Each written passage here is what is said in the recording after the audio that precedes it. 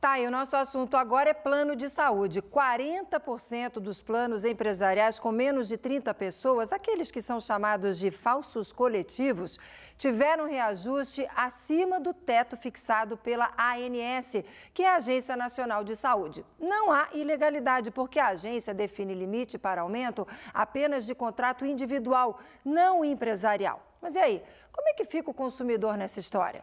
Quem vai tentar nos ajudar a responder essa pergunta é o Rafael Roba. Ele é advogado especialista no direito à saúde. Rafael, boa tarde. Boa tarde. Obrigado por ter aceitado o nosso convite. Eu que agradeço. O que resta para o consumidor? Buscar justiça? Então, o que acontece? Como os contratos coletivos eles não têm um reajuste regulamentado pela ANS, é muito comum, como mostra inclusive esse levantamento, que os reajustes praticados para os contratos coletivos sejam muito acima daquele que a ANS divulga para os contratos individuais e familiares. Quando esse reajuste realmente se mostra excessivamente oneroso, que pode comprometer o equilíbrio do contrato e que causa ao consumidor um verdadeiro dano na relação que ele mantém com a operadora, ele pode sim buscar o judiciário, porque hoje certamente é a única via que ele vai encontrar para tentar combater esse tipo de abusividade. A Agência Nacional ela não interfere nesse tipo de situação, porque ela não regulamenta o reajuste dos contratos coletivos, e aí cabe ao consumidor se sentir lesado, caso ele se sinta lesado, de buscar o judiciário. Mas por que ela não regulamenta? Bem, em princípio, o que se entendia é que por serem duas pessoas jurídicas, duas empresas, elas poderiam negociar os reajustes, Então, haveria ali um equilíbrio de forças e elas conseguiriam chegar a um reajuste equilibrado. Mas, na prática, não é isso que a gente vê, São empresas que contratam planos de saúde, muitas vezes só para a própria família. Por isso são chamados de falsos coletivos. Por isso são chamados de falsos coletivos. Muitas empresas são criadas exclusivamente para se contratar um plano de saúde para uma determinada família. E isso não são empresas que têm força de negociação perante operadoras, perante seguradoras. Vamos lá, o que existe hoje? Existe o plano individual, existe o plano de família, existe esse plano coletivo, é isso? Isso, nós temos os planos individuais e familiares que recebem maior proteção da ANS, eles têm os reajustes regulamentados, e nós temos os planos coletivos. Dentre os planos coletivos, nós temos os empresariais e os coletivos por adesão.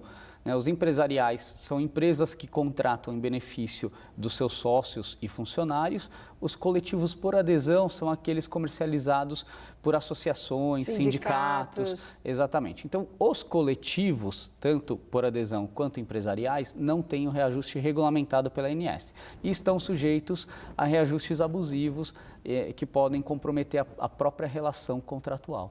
E o que a gente pode esperar daqui para frente no que diz respeito a essa movimentação que a gente já sabe que está acontecendo no Congresso? Porque essa semana eu entrevistei uma especialista do IDEC e ela disse que tem uma movimentação no Congresso, a gente falou sobre isso na segunda-feira, quando o Código de Defesa do Consumidor fez 27 anos. E aí ela disse que tem uma movimentação no Congresso para tirar o Código de Defesa do Consumidor dessa relação aí de plano de saúde e consumidor. Como é que vocês estão acompanhando isso? Pois é, a relação entre consumidor e plano de saúde já é muito conflituosa. A gente vê que a judicialização cresce a cada dia. E o que a gente percebe com relação ao avanço das políticas é que ela está avançando para pior.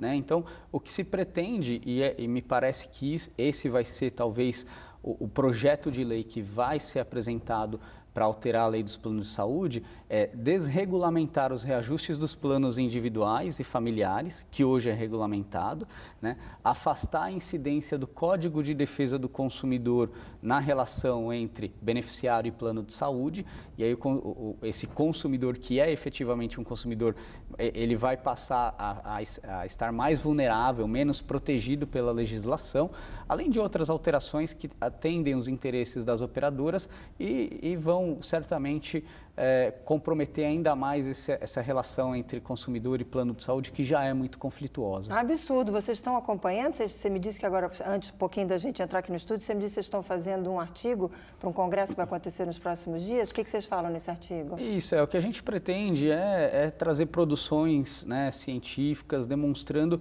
que esse projeto de lei, essa alteração na lei dos planos de saúde, ela vai comprometer ainda mais essa relação que já é conflituosa, vai aumentar a judicialização, ela vai contra o que a regulamentação estatal deveria fazer, que seria proteger o hipossuficiente, que no caso é o consumidor. Né? Além de ser realmente uma inconstitucionalidade, a nosso ver, afastar a incidência do Código de Defesa do Consumidor dessa relação entre beneficiário e plano de saúde, já que a defesa do consumidor é um dos princípios da ordem econômica, né? Então a gente não pode ter uma relação entre fornecedor e o consumidor final ali, ou as empresas que adquirem esse plano de saúde para consumo dos seus funcionários e sócios, sem ter essa proteção do Código de Defesa do Consumidor. Isso me parece uma inconstitucionalidade. Com certeza, eles estão escrevendo artigo, eles estão divulgando e a gente aqui também na TV Brasil, no Repórter São Paulo, vai estar dividindo com você, telespectador, consumidor,